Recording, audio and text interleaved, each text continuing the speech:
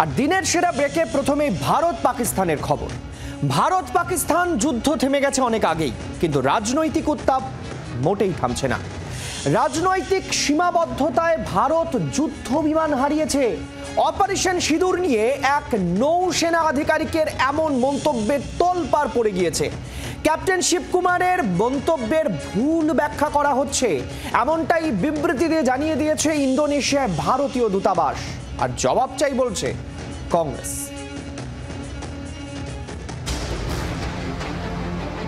Operation সিঁদুর নিয়ে নৌসেনার এক উচ্চপদস্থ আধিকারিকের মন্তব্যে বিতর্ক।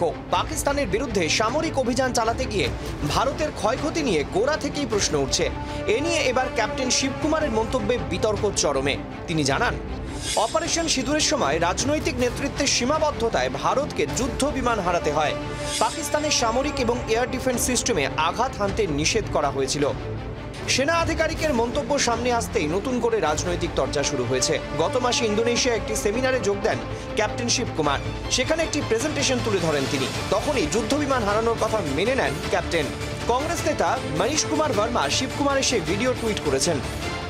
हमने आतंकवादियों को मिट्टी में मिलाने के लिए भारत की सेनाओं को पूरी छूट दे दी।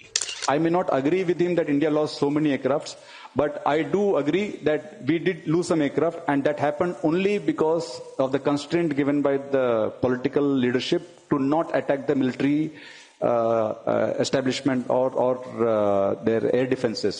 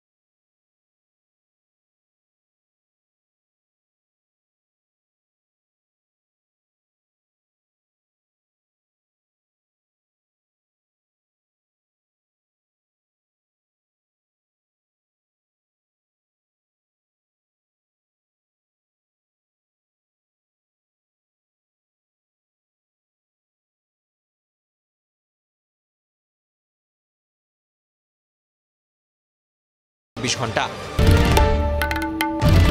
বাংলার আওয়াজ, বাঙালির আবেগ, জি 24 ঘন্টা।